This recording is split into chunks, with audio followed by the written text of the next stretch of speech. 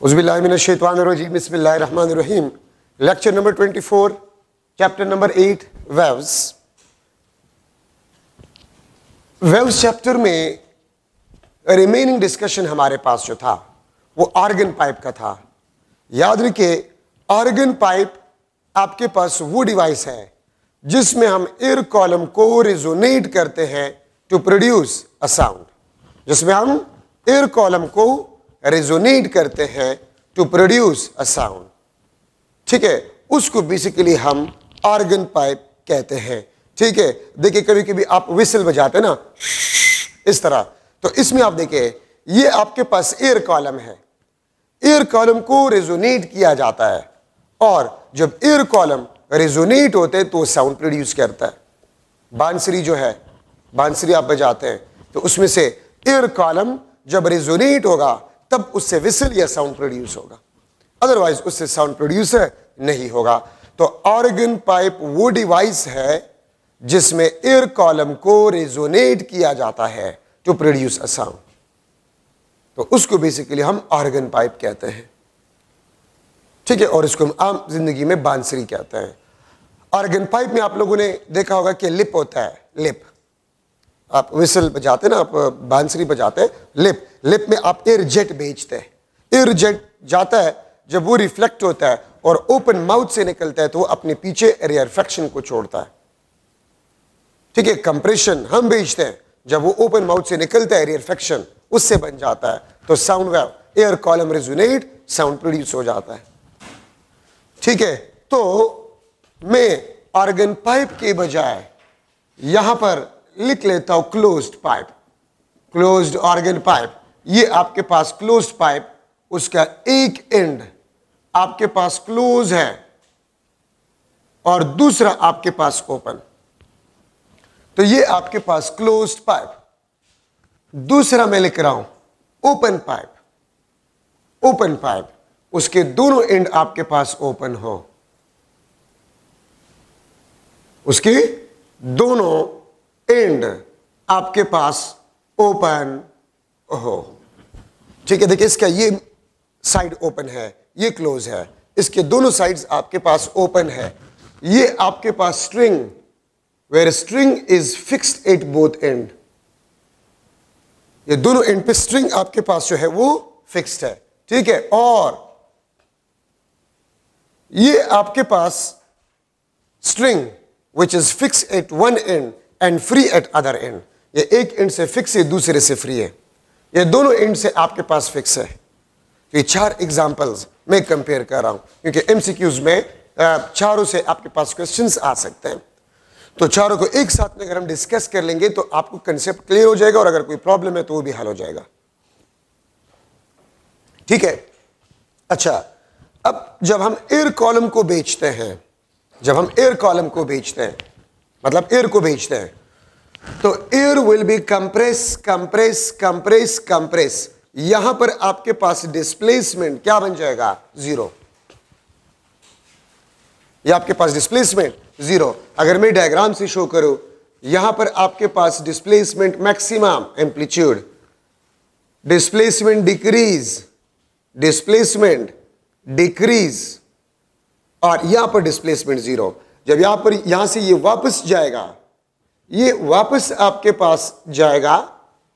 ठीक है, तो यहां पर जब वापस निकलेगा तो डिस्प्लेसमेंट फिर आपके पास मैक्सिमम, डिस्प्लेसमेंट फिर आपके पास जो है वो मैक्सिमम बन जाता है। यहां पर डिस्प्लेसमेंट मैक्सिमम, यहां पर आपके पास डिस्प्लेसमेंट जीरो, ये आपके पास डिस्प्लेसमेंट जीरो, ये आपके पास डिस्प्लेसमेंट मैक्सिमम। ठीक है, तो देखिए हमारे पास स्टैंडिंग वेव्स में वो पार्ट जहां पर डिस्प्लेसमेंट मैक्सिमम होता है उसको हम एंटी नोड कहते हैं, उसको हम क्या कहते हैं, एंटी नोड कहते हैं। तो याद रखिए, ओपन माउथ पे आपके पास एंटी नोड होगा, डिस्प्लेसमेंट जीरो, तो क्लोज एंड पे आपके पास क्या होगा, नोड होगा। ठीक है, यहां पर आपके पास क्लोज साइड पे नोड और यहां पर आपके पास क्या होगा, ये एंटी नोड, क्योंकि स्टैंडिंग वेव्स में वो पार्ट जहां पर डिस्प्लेसमेंट मैक्सिमम होता है उसको हम एंटी नोड कहते हैं और जहां पर डिस्प्लेसमेंट जीरो होता है उसको हम नोड कहते हैं। उसको हम क्या कहते हैं, नोड कहते हैं। ठीक है, तो ये आपके पास एंटी नोड, ये आपके पास नोड। ठीक है, तो इसका मतलब ये है कि मैं आपसे अगर पूछ लो कि स्टैंडिंग वेव्स के कितने पार्ट्स में एक नोड होता है और एक एंटी नोड होता है, तो हाफ लूप, हाफ लूप में आपके पास एक नोड होता है और एक आपके पास एंटी नोड होता है। तो क्लोज्ड पाइप में हाफ लूप आपके पास बनता है, हाफ लूप आपके पास बनता है। अच्छा, ओपन माउथ पे हमेशा एंटी नोड होगा और क्लोज एंड पे हमेशा नोड होगा। और देखिए, आप लोगों ने फर्स्ट ईयर प्रैक्टिकल नोटबुक में देखा होगा, हमारे पास दो एक्सपेरिमेंट्स है। ठीक है, द स्पीड ऑफ साउंड और wavelength of sound by using resonance tube. Resonance tube से हम वेवलेंथ ऑफ साउंड को मालूम करते हैं। ठीक है, तो उसमें लिखा गया है कि anti node exactly open mouth पे नहीं होता। मतलब अगर ये आपके पास क्लोज्ड पाइप है, देखिए इसका एक एंड क्लोज है, ये ओपन, तो एंटी नोड एग्जैक्टली यहां पर नहीं होता, बल्कि इससे थोड़ा सा ऊपर होता है, इससे थोड़ा सा ऊपर होता है। और कितना आपके पास ऊपर होता है, अगर आप इस पाइप के डायमीटर को मालूम करें और उस डायमीटर को आप 0.3 के साथ मल्टीप्लाई करें, या इसको लिखा गया है 30% of a diameter, 30% of a diameter. मैं फिर रिपीट कर रहा हूं, अगर आप इस पाइप के डायमीटर को मालूम करें और उसके साथ आप 0.3 मल्टीप्लाई करें, क्या मल्टीप्लाई करें, 0.3 मल्टीप्लाई करें, तो 0.3 times of a diameter of a pipe, ऊपर आपके पास एंटी नोड बनता है। एंटी नोड आपके पास एग्जैक्टली ओपन माउथ पे नहीं होता, इससे थोड़ा सा ऊपर होता है। कितना ऊपर होता है, 0.3 times of a diameter, 0.3 times of a diameter ऊपर आपके पास जो है एंटी नोड बनता है। ठीक है, तो ये बात याद रखें एमसीक्यूज के लिए, ये भी आपके पास जरूरी है। अच्छा, ओपन माउथ पे एंटी नोड होगा, क्लोज एंड पे हमेशा आपके पास नोड होगा। अब इसके कितने माउथ ओपन है, इसके 2 माउथ ओपन है, तो इसमें 2 एंटी नोड होने चाहिए, तो आपके पास 2 हाफ लूप बन जाएंगे।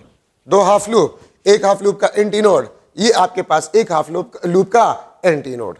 तो ओपन माउथ पे आपके पास एंटी नोड्स होंगे। तो 2 हाफ लूप, ये भी आपके पास फंडामेंटल फ्रीक्वेंसी पे, ये भी फंडामेंटल फ्रीक्वेंसी पे, ये भी फंडामेंटल फ्रीक्वेंसी पे, ये भी आपके पास फंडामेंटल फ्रीक्वेंसी पे। तो याद रखें, अगर एक पाइप क्लोज्ड पाइप हो, मींस एक एंड क्लोज दूसरा ओपन, क्लोज्ड आर्गन पाइप हो तो क्लोज एंड पे नोड होगा और ओपन माउथ पे आपके पास एंटी नोड होगा। फंडामेंटल फ्रीक्वेंसी पे हाफ लूप इसमें बनेगा। ठीक है, अगर मैं इससे ये हटा दूं तो आपके पास एंटी नोड ओपन माउथ पे आपके पास बनेगा। ठीक है, इसके 2 माउथ ओपन है तो 2 एंटी नोड होने चाहिए।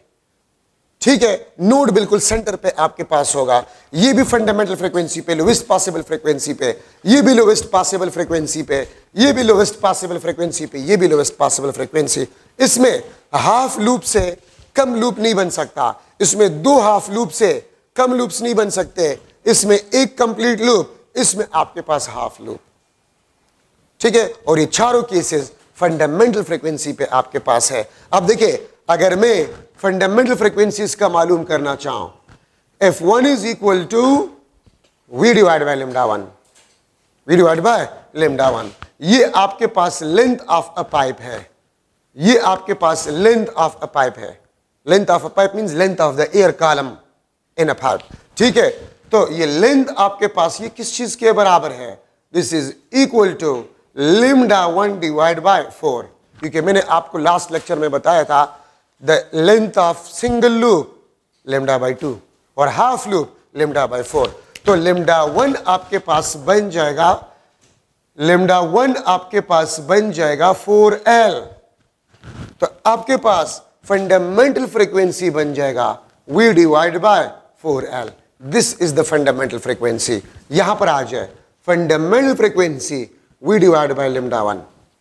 और देखिए, इसमें आपके पास 2 हाफ लूप बनते हैं, इसमें आपके पास 2 हाफ लूप बनते हैं।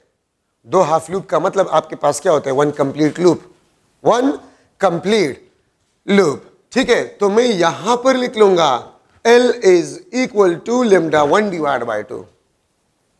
एक लूप का लेंथ लैम्डा 1 डिवाइड बाय 2, या लैम्डा 1 आपके पास होगा it will be equal to 12।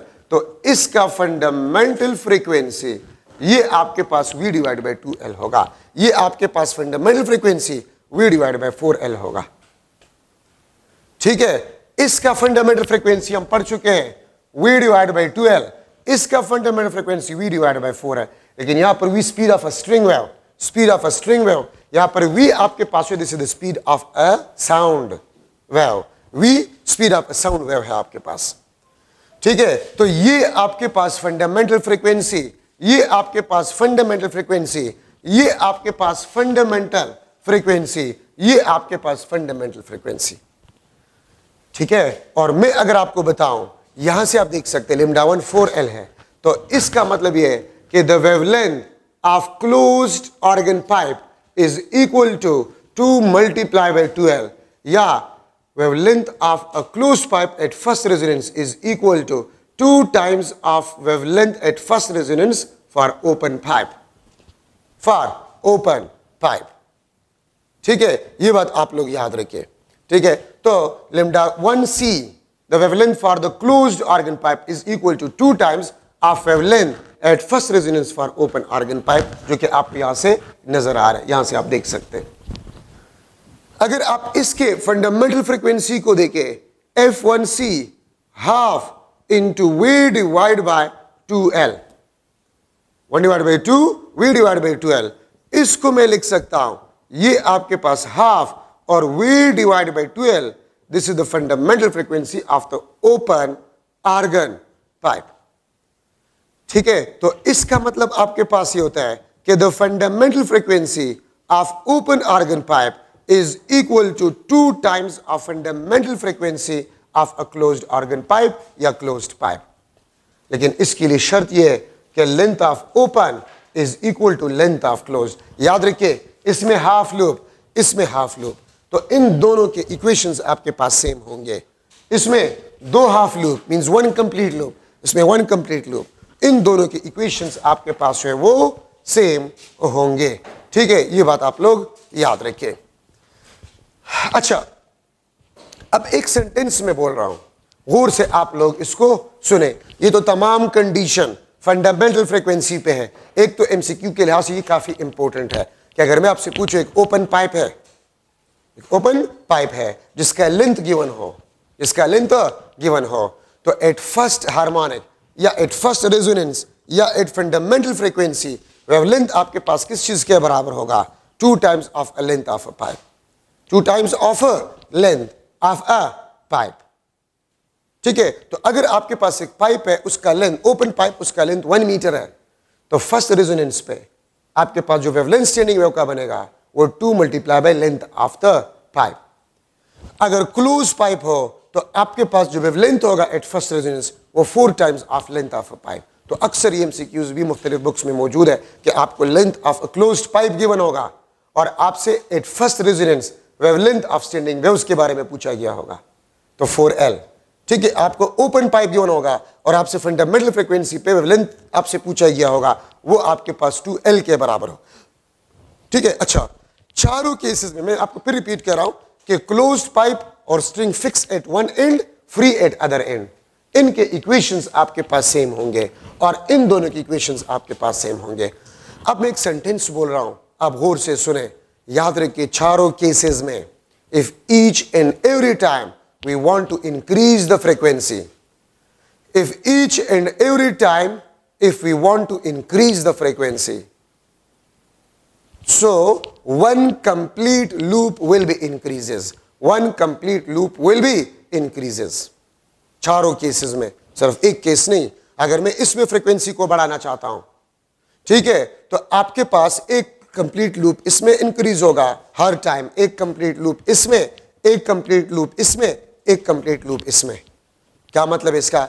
अब अगर मैं आपको कह दूं कि सेकंड हार्मोनिक पे इसमें कितने लूप्स बनेंगे, तो एक हाफ तो जरूर होगा और एक कंप्लीट, ये आपके पास F2 पे, इसमें आपके पास जो होगा एक कंप्लीट, 2 आपके पास हाफ, एक कंप्लीट 2 हाफ मींस 2 कंप्लीट, यहां पर आपके पास एक कंप्लीट, एक आपके पास हाफ, एक कंप्लीट, एक आपके पास हाफ। यहां पर आपके पास एक कंप्लीट दो हाफ, एक कंप्लीट दो हाफ आपके पास होंगे। सही है। अगर वहां पर आप देखें तो F2 पे आपके पास दो लूप, इसमें भी एक लूप आपके पास इंक्रीज होगा, इसमें भी आपके पास एक लूप कंप्लीट इंक्रीज होगा F2 पे। तो चारों केसेस में each and every time one complete loop will be increases if the frequency increases.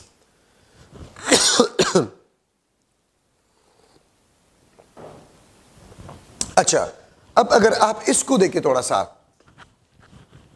अब अगर आप लोग इसको देखें F2 पे, ये तो आपके पास सारे फंडामेंटल फ्रीक्वेंसी पे बात थी। अब अगर आपके पास F2 हो सेकंड रेजोनेंस,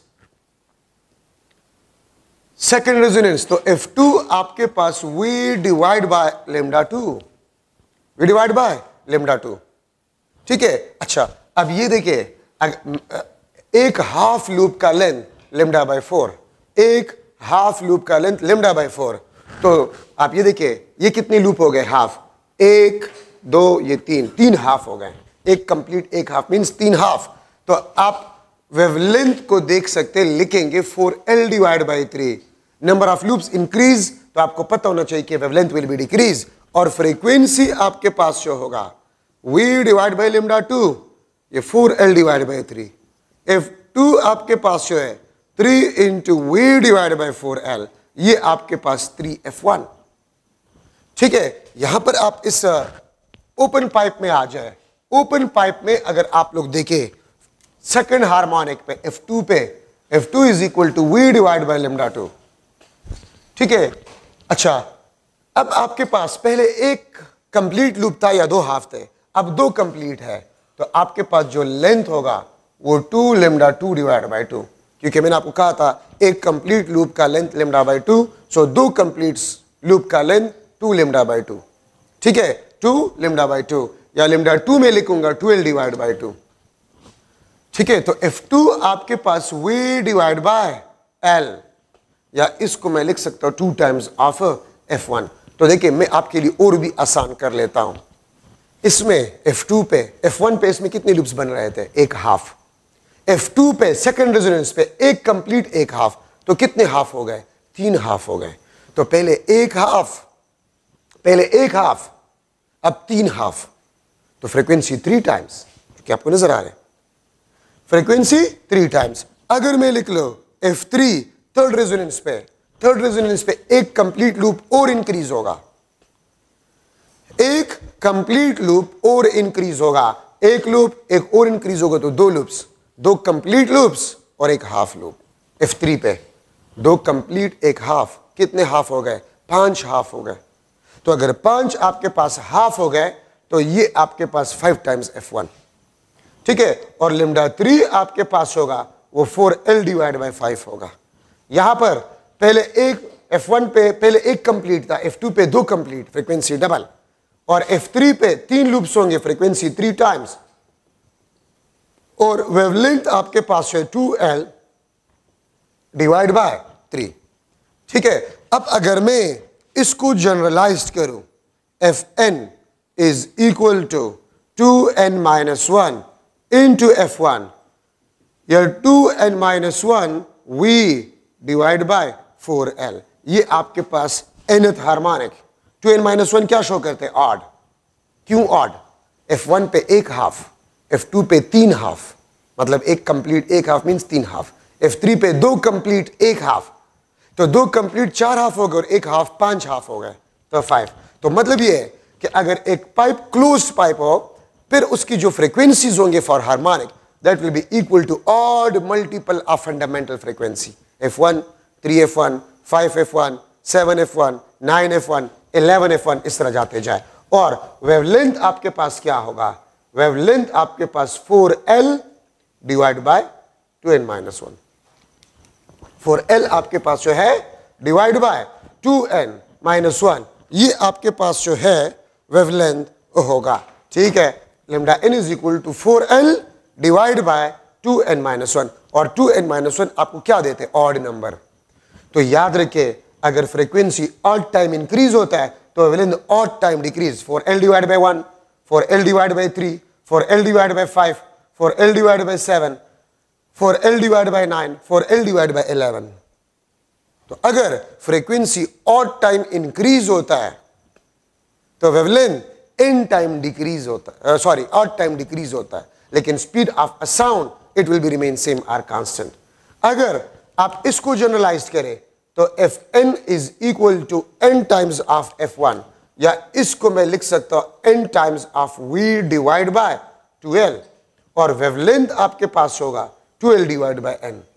तो ओपन पाइप का frequency n time increase, open pipe का फ्रीक्वेंसी n टाइम इंक्रीज और वेवलेंथ आपके पास n टाइम डिक्रीज, लेकिन speed of a sound wave remain same. और ये इक्वेशन इसके लिए भी है और ये इक्वेशंस इसके लिए भी है. ठीक है, तो ये आपके पास क्लोज्ड पाइप, ये आपके पास open pipe, string fix at both end, ये आपके पास string fix at one end end free at other end. अब इसमें से अगर आप देखें, मैं चलिए यहीं पर कर लेता हूं, तो ये आपके पास वेवलेंथ और फ्रीक्वेंसीज बन गए.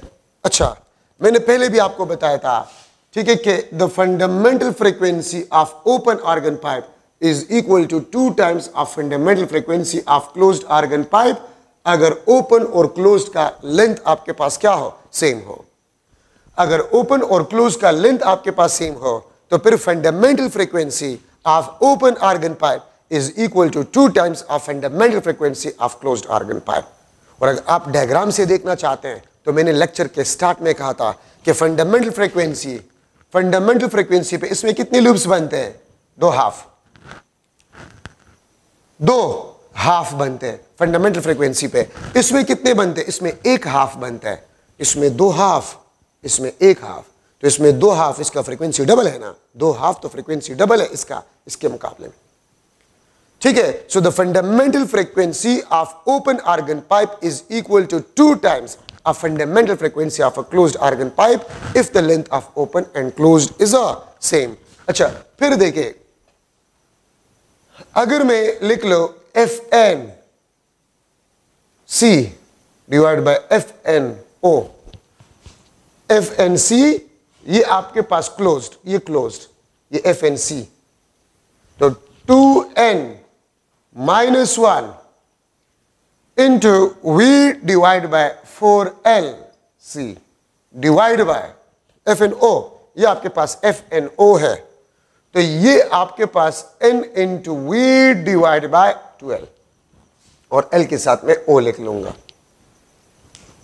सही है, तो आपके पास बन जाएगा V और ये V, ये आपके पास 2 2 2 4, तो मैं लिख लूंगा FNC divide by FNO, this is equal to 2n minus 1, ये LO ऊपर चला जाएगा, LO डिवाइड बाय ये 2 नीचे आ जाएगा, 2n इंटू LC.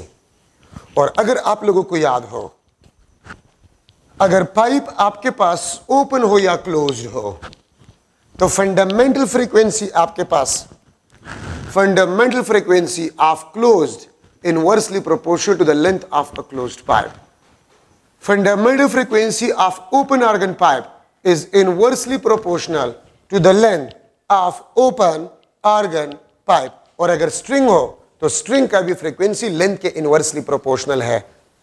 अगर स्ट्रिंग दोनों एंड से फिक्स हो या एक एंड से फिक्स और दूसरे से ओपन, तो फ्रीक्वेंसी आपके पास फंडामेंटल फ्रीक्वेंसी जो होगा वो लेंथ के इनवर्सली प्रोपोर्शनल है. तो देखिए, मैं आपसे ये क्वेश्चन भी कर सकता, एक लेट्स सपोज ओपन पाइप था, उसका फ्रीक्वेंसी f था, अगर मैं उसको 2 इक्वल हिस्सों में तकसीम करूं तो एक हिस्से का फंडामेंटल फ्रीक्वेंसी क्या बन जाएगा, तो लेंथ हाफ, ओपन पाइप का frequency will be double, frequency will be double. मैं आपसे ये भी पूछ सकता हूं कि लेट्स सपोज एक ओपन पाइप था, ओपन पाइप, और उसका फ्रीक्वेंसी था F, उसका फ्रीक्वेंसी F था, ओपन पाइप था, फ्रीक्वेंसी F था. अगर उसका मैंने एक एंड क्लोज किया तो फिर फ्रीक्वेंसी क्या होगा, तो आपने एक एंड क्लोज किया, ठीक है, फ्रीक्वेंसी क्या होगा, हाफ हो जाएगा, क्योंकि क्लोज पाइप का फ्रीक्वेंसी ओपन के मुकाबले में हाफ है. ये एमसीक्यूज होते हैं, ये कंसेप्ट होते हैं. पाइप था, ओपन था, उसका फ्रीक्वेंसी f था, अगर उसके एक एंड को हमने क्लोज किया तो क्लोज्ड पाइप बना। और अभी हम पढ़ चुके हैं कि F1O is equal to 2 times of F1C या F1C is equal to F1O divide by 2। और अगर मैं इस तरह कह दूं कि क्लोज्ड पाइप था, फ्रीक्वेंसी f था, अगर मैं उसका दूसरा साइड भी खोल लूं तो फिर फ्रीक्वेंसी फंडामेंटल क्या बन जाएगा? डबल। यही आपके पास कंसेप्चुअल लर्निंग होता है, ठीक है। अच्छा, अब ये देखिए FNC क्लोज्ड, उसका लेंथ नीचे है, FNO उसका लेंथ ऊपर है। क्यों? Because the frequency is inversely proportional to the length. अगर मैं लिख लो if LO is equal to LC तो फिर ये कैंसिल हो जाएंगे और आपके पास बन जाएगा FNC divide by FNO is equal to 2n minus 1 divide by 2n। फिर आपके पास रेशियो इसके बराबर होगा, 2n minus 1 divide by 2n, ठीक है। FNC divide by FNO this is equal to 2n minus 1 divide by 2n, ठीक है। तो ये आपके पास रेशियो, अगर मैं लिख लो F3C divide by F3O, F3C divide by F3O, तो वहां पर n आप 3 पुट करें तो 2 multiply by 3 minus 1 divide by 2 multiply by 3, ये आपके पास 5 divide by 6। So the ratio of third harmonic of closed pipe to the third harmonic of open organ pipe is equal to 5 divide by 6, is equal to 5 divide by 6। अगर मैं लिख लो F1C divide by F1O, F1C divide by F1O, ये किस चीज के बराबर होगा? 2 1 2 माइनस 1, ये इस फार्मूले में पुट कर रहा हूं। तो ये आपके पास बन जाएगा LO divide by 2 times of LC। ये one fundamental frequency of closed, fundamental frequency of open, this is equal to LO divide by 2LC। अब देखिए अगर LO और LC बराबर कैंसिल तो आपके पास वही चीज आ जाएगा जो मैं लिख चुका हूं, F1O is equal to 2 times of F1C, वो आपके पास आ जाएगा, ठीक है।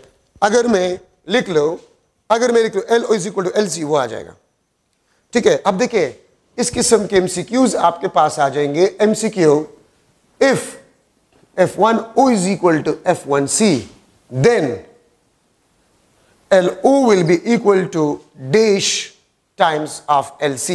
तो A option 2LC, B option LC divide by 2, C option 4LC, D option आपके पास जो है LC डिवाइड बाय 4। तो इसमें क्या होगा? तो देखिए मैंने ऊपर लिखा है अगर फंडामेंटल फ्रीक्वेंसी ओपन और क्लोज्ड का बराबर हो जाए तो फिर ओपन का लेंथ आपने क्या रखना होगा? तो आप ये देखिए F1C divide by F1O, LO divide by 2LC। अगर LO को मैं 2LC रख लूं, कैंसल, ठीक है। तो आपके पास LO अगर 2LC हो, मतलब ओपन ऑर्गन पाइप के लेंथ को अगर आप डबल करें, ओपन ऑर्गन पाइप के लेंथ को अगर आप डबल करें क्लोज के मुकाबले में, तो फिर fundamental frequency of open and closed will be same और इक्वल, ठीक है। या मैं इस तरह भी कह सकता हूं कि अगर आप क्लोज्ड पाइप के लेंथ को हाफ करें, क्लोज्ड पाइप के लेंथ को हाफ करें, तो फिर fundamental frequency of open and length organ pipe will be same, and this is also important, ठीक है। तो आपके पास में LO, अब देखिए मैं अगर आपसे पूछूं LO में क्या रख लूं? If F1C is equal to 2 times of F1O, MCQ, open organ pipe का लेंथ में क्या रख लूं in terms of closed organ pipe length? If the fundamental frequency of a closed pipe is equal to 2 times of fundamental frequency of a open organ pipe, तो यहां पर देखिए LO अगर मैं 4LC पुट करूं, ये 2LC है, तो LC के साथ कैंसिल 2, ठीक है। तो LO आपके पास क्या होगा? 4LC। अब उसमें आपके पास ऑप्शन, करेक्ट ऑप्शन 4LC आएगा इसके लिए। तो ये फॉर्मूला है, इससे आप आसानी से मालूम कर सकते हैं कि मैं ओपन ऑर्गन पाइप के लेंथ को क्या रख लूं या क्लोज्ड ऑर्गन पाइप के लेंथ को क्या रख लूं। जो क्वेश्चन आपसे पूछा है ये उसके मुताबिक से आप करें। अच्छा, अब आप लोगों ने ये भी पढ़ा कि open pipe F1, 2F1, 3F1, 4F1 इस तरह जाते जाए। ये किस पाइप के लिए? ये क्लोज्ड के ओपन के लिए है, ये ओपन के लिए है। और क्लोज्ड के लिए आपके पास क्या है? क्लोज्ड के लिए F1, 3F1, 5F1, 7F1 इस तरह जाए। ये क्लोज्ड पाइप के लिए, वो ओपन के लिए। तो आपसे पूछा जा सकता है कि ओपन पाइप और क्लोज्ड पाइप में कौन सा पाइप आपको ज्यादा हार्मोनिक्स देंगे? कौन सा पाइप आपको ज्यादा हार्मोनिक्स देंगे? ओपन। ओपन आपको ज्यादा हार्मोनिक्स देंगे। क्यों? आप ओपन में देखिए F1, 2F1 भी है, 3F1 भी है, 4F1, 5, मतलब ऑड और इवन दोनों है, लेकिन इसमें सिर्फ ऑड है। 2F1 नहीं है, 4F1 नहीं है, 6F1 नहीं है, इसमें सिर्फ F1, 3F1, 5F1, 7F1 इस तरह, इसमें सिर्फ ऑड है। और ओपन के लिए ऑड इवन दोनों है। तो अगर ओपन और क्लोज्ड पाइप का लेंथ सेम है तो ओपन आपको ज्यादा नंबर ऑफ हार्मोनिक्स देंगे क्लोज्ड के मुकाबले में।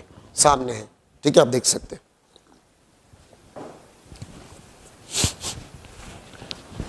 तो ये आपके पास ओपन ऑर्गन पाइप और क्लोज्ड ऑर्गन पाइप में स्ट्रिंग वगैरह में इंपॉर्टेंट डिस्कशन आपके पास बन गए। अच्छा, आप लोगों ने पढ़ा होगा रेजोनेंस ट्यूब। रेजोनेंस ट्यूब आपके बुक में डायग्राम है। ये आपके पास वाटर ट्यूब है,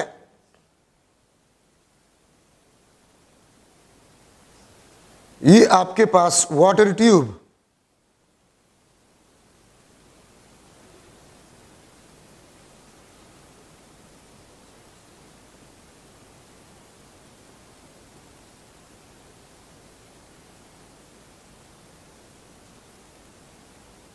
ठीक है। इसमें आपके पास वाटर होता है, इसमें आपके पास क्या होता है? वाटर होता है, ठीक है। वाटर रिजर्वायर को आप ऊपर करते हैं, नीचे करते हैं, यहाँ पर वाटर लेवल आपके पास चेंज होता है। Resonance tube, this is a closed pipe. ये देखिए ओपन है और यहां से क्लोज्ड है, ठीक है। तो इसमें आपके पास वही फंडामेंटल पे आपके पास हाफ लूप बनेगा। तो इसमें जरूरी पॉइंट है आपके पास Ln is equal to 2n minus 1 into LO, sorry L1। Ln आपके पास क्या है? Ln आपके पास nth रेजोनेंस लेंथ है, nth रेजोनेंस लेंथ। और L1 आपके पास जो है ये फर्स्ट रेजोनेंस लेंथ है, ये nth रेजोनेंस लेंथ, ये आपके पास फर्स्ट रेजोनेंस लेंथ है। और ये ऑड, ये 2n-1 ये आपको ऑड के बारे में बताता है, ये आपको ऑड के बारे में बताता है। This is nth resonance length, this is first resonance length, ये आपके पास ऑड, ठीक है। तो देखिए अगर मैं लिख लो आपके पास L2 वो 3L1 होगा, L3 5L1 होगा, L4 7L1 होगा, इस तरह जाते जाए, ठीक है। तो फर्स्ट रेजोनेंस लेंथ अगर आपको गिवन हो और आपसे पूछ लिया जाए कि सेकंड रेजोनेंस लेंथ क्या होगा, अगर मैं लिख लो MCQ, L1 आपके पास 15 सेंटीमीटर है, ठीक है, and it resonate with F1 is equal to 400 hertz. 400 hertz frequency वाले ट्यूनिंग 4 के साथ 15 सेंटीमीटर लेंथ रेजोनेट हो जाए, सो मैं आपसे पूछ सकता हूं सेकंड रेजोनेंस लेंथ क्या होगा? सेकंड रेजोनेंस लेंथ आपके पास क्या होगा और इसके लिए रेजोनेटिंग फ्रीक्वेंसी क्या होगा? Second resonating frequency. L3 क्या होगा? थर्ड रेजोनेटिंग लेंथ, और इसका रेजोनेटिंग फ्रीक्वेंसी क्या होगा? ये मुख्तलिफ क्वेश्चन में आपसे पूछ सकते। तो सेकंड रेजोनेंस लेंथ 3L1, ठीक है, ये 45 सेंटीमीटर होगा। F2 3F1 ऑड नंबर है आपके पास, ठीक है, तो F1 400 है, ये 1200 हर्ट्ज। तो 45 सेंटीमीटर 1200 हर्ट्ज के साथ रेजोनेट होगा। 15 सेंटीमीटर अगर 400 हर्ट्ज के साथ रेजोनेट हुआ तो 45 सेंटीमीटर 1200 हर्ट्ज के साथ रेजोनेट होगा। L3 आपके पास जो है ये 5L1, ठीक है, 5L1 और आपके पास 15 मल्टीप्लाई बाय 5, तो ये आपके पास 75 सेंटीमीटर होगा। और ये आपके पास 5F1 2000 हर्ट्ज के साथ ये रेजोनेट होगा। क्यों? क्लोज्ड पाइप की जो फ्रीक्वेंसी होता है वो odd multiple of fundamental frequency, और रेजोनेटिंग लेंथ आपके पास जो होता है वो odd multiple of first resonating length होगा आपके पास। अगर मैं इस तरह लिख लूं MCQ, second resonating length of resonance tube, second resonating length of a resonance tube is 75 centimeter. 75 centimeter. Resonate with tuning fork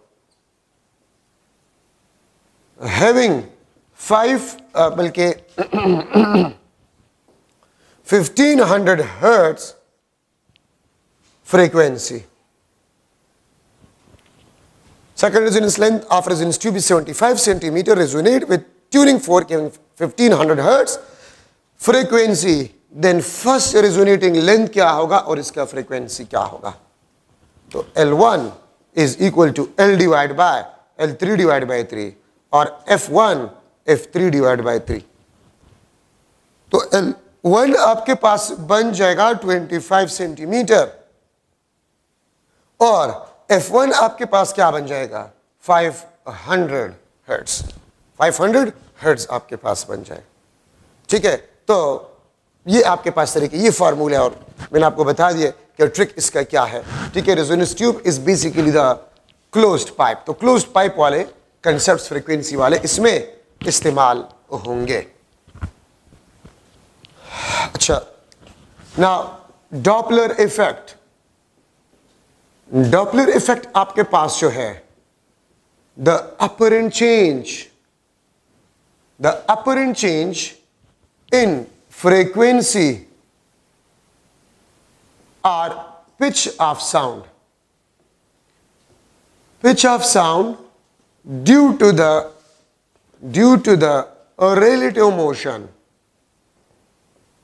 relative motion of source, observer or both, known as Doppler effect. The apparent change in frequency or pitch of the sound. ये कुछ बातें आप सुने, अपने पास note करें। आपने matric में पढ़ा होगा कि प्रॉपर्टीज ऑफ साउंड। तो साउंड की प्रॉपर्टीज क्या है? Loudness, pitch and quality.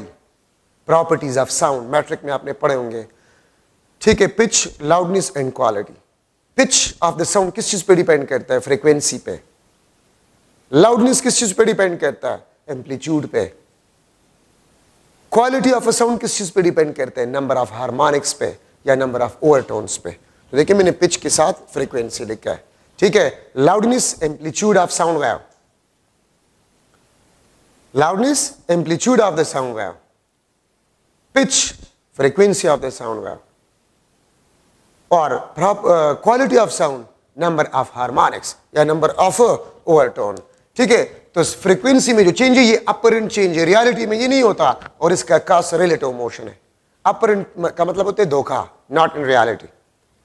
तो आप फ्रीक्वेंसी में जो चेंज ऑब्जर्व करते हैं उसका कास होता है रिलेटिव मोशन। अब इसमें केस 1 में ले रहा हूं, source is moving and observer at rest.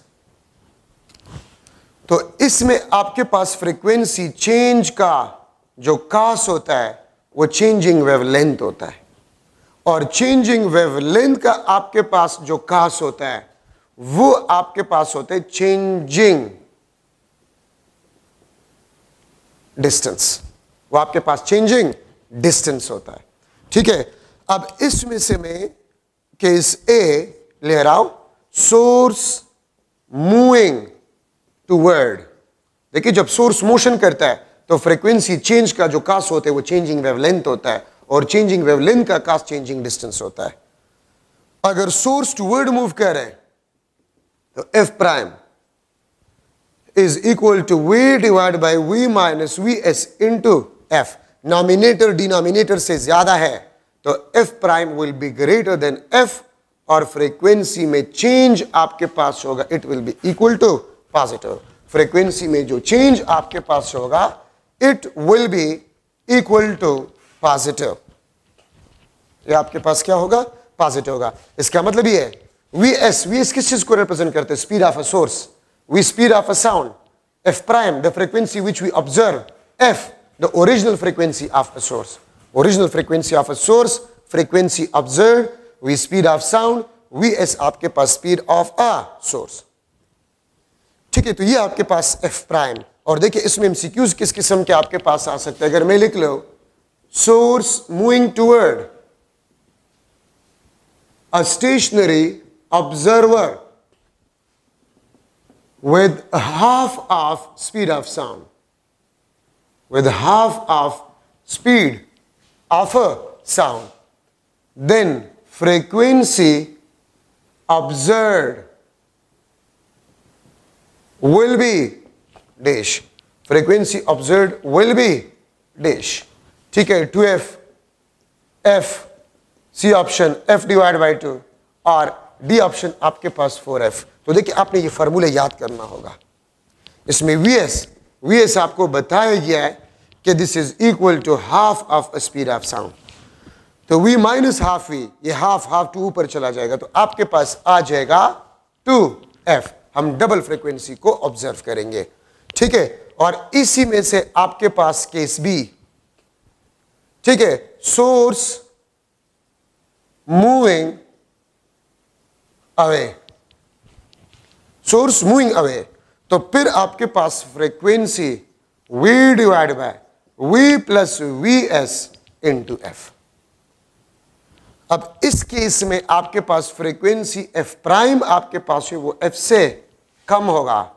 ठीक है, और डेल्टा f आपके पास होगा it will B negative. It means हम फ्रीक्वेंसी में डिक्रीज ऑब्जर्व करेंगे।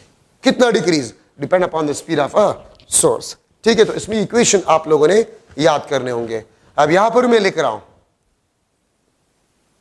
Observer is moving and source at rest. तो फ्रीक्वेंसी चेंज का जो कास होता है, इसमें फ्रीक्वेंसी चेंज का जो कास होता है वो आपके पास रिलेटिव स्पीड होता है, रिलेटिव स्पीड होता है जब ऑब्जर्वर मोशन करता है। ठीक है, अब इसमें मैं केस 1 ले रहा हूं, केस 2 में मैं केस ए ले रहा हूं। ऑब्जर्वर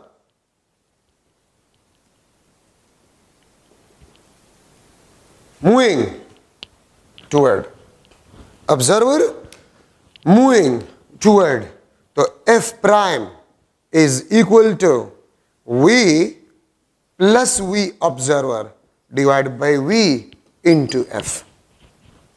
ठीक है, ये आपके पास एफ प्राइम, और देखिए नॉमिनेटर डिनोमिनेटर से ज्यादा है तो F prime will be greater than F, और फ्रीक्वेंसी में चेंज हम पॉजिटिव मींस फ्रीक्वेंसी में हम इंक्रीज ऑब्जर्व करेंगे। अगर मैं कह दूं observer is moving toward a stationary source with the speed of sound, तो V plus V 2v divide by V, तो आपके पास वी कैंसिल, 2f आपके पास फ्रीक्वेंसी आ जाएगा। तो एफ प्राइम आपके पास होगा वो 2f आपके पास होगा। ठीक है, तो इक्वेशंस आप लोगों ने इसमें याद करने होंगे। ठीक है, इसका ट्रिक मैं आपको नहीं बता सकती, आपने याद करने होंगे। Case B observer moving away, observer moving away, तो फिर आपके पास F prime V minus V observer divide by V into F. ठीक है, और इसमें नॉमिनेटर डिनोमिनेटर से कम होगा, F prime will be less than F, delta F आपके पास होगा it will be equal to negative. इसका मतलब यह है कि हम फ्रीक्वेंसी में डिक्रीज ऑब्जर्व करेंगे।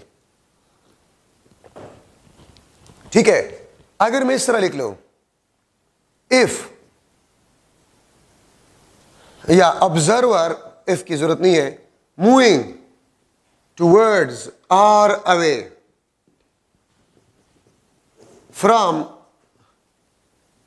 Stationery source, observer moving toward or away from stationary source, तो फिर क्या होगा, f प्राइम, देखिए ये toward यहां पर प्लस है, तो v plus v observer divide by v into F.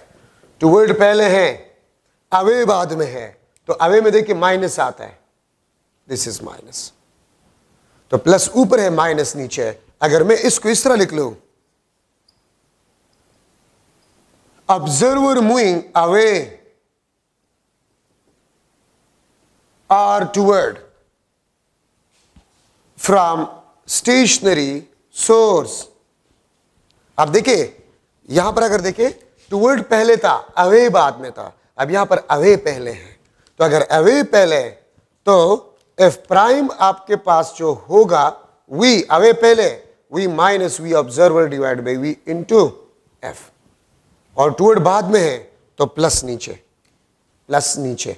देखिए यहां पर प्लस ऊपर था, माइनस नीचे था, यहां पर माइनस ऊपर है, प्लस नीचे है। तो एक छोटा सा पॉइंट अक्सर इसमें स्टूडेंट्स कंफ्यूज हो जाता है। अगर मैं एमसीक्यू बना लूं, if observer is moving towards or away from stationary source then the frequency observed will be dash. ये ए ऑप्शन, ये बी ऑप्शन, सी कुछ और, डी कुछ और, ये आंसर होगा, ये वाला नहीं।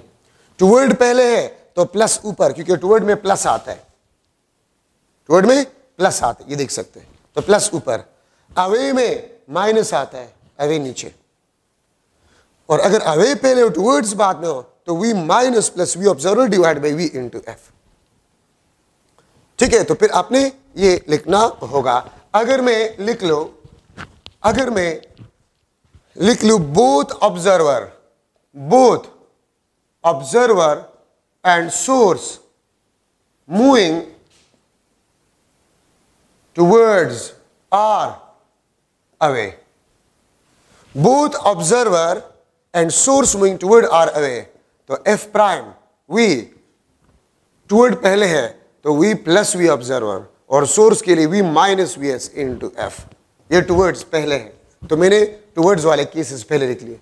अवे बाद में है तो इसके नीचे माइनस और इसके नीचे प्लस। अगर मैं अवे पहले करूं टुवर्ड बाद में तो इसका माइनस ऊपर प्लस नीचे, इसका प्लस ऊपर माइनस नीचे। तो एक छोटा सा पॉइंट होता है, इसको आप जहन में बैठा दें। ठीक है, अगर टुवर्ड्स पहले हो तो ऊपर वाले साइन जो होंगे, अगर टुवर्ड्स पहले तो ऊपर वाले साइन टुवर्ड्स वाले होंगे, अवे बाद में तो नीचे वाले अवे के लिए जो साइन है वो होंगे। This is the important points in a Doppler effect. और याद रखिए डॉपलर इफेक्ट आपके पास जो होता है, डॉपलर इफेक्ट आपके पास जो होता है, this is not only for the sound wave, ये लाइट वेव्स के लिए भी इस्तेमाल होते हैं। रडार सिस्टम, सोनार्स, ठीक है, स्पीड ऑफ व्हीकल्स जो मेजर किए जाते हैं, ठीक है, वो बेसिकली डॉपलर इफेक्ट के प्रिंसिपल पे काम करते हैं। अगर मैं आपसे पूछूं, एक स्टार था, वो पहले रेड नजर आ रहा था, रेड, और फिर कुछ दिनों बाद हमने देखा वो व्हाइट नजर आ रहे हैं।